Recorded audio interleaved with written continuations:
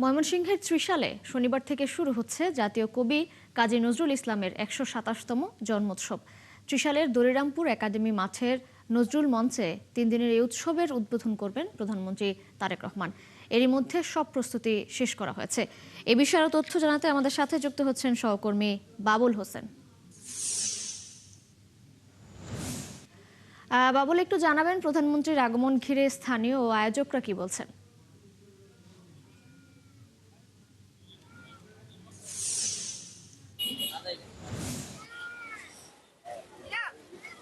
স্থানীয় যারা দলের নেতাকর্মী সমর্থক আছেন তারা দারুণ উচ্ছ্বসিত এবং আনন্দিত।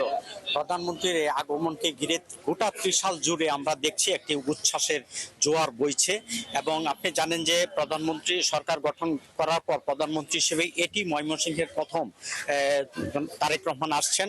এটি ঘিরে দলের নেতাকর্মী সমর্থকরা যেমন উচ্ছ্বসিত, তেমনি নজরুল প্রেমী ভক্ত অনুরাগীদের মধ্যে আমরা একটি উচ্ছ্বাস ভাব লক্ষ্য করছি।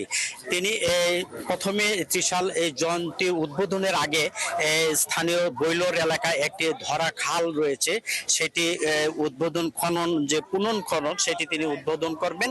এটি এর আগে শহীদ প্রেসিডেন্ট জিয়াউর রহমান এটি উদ্বোধন করেছিলেন।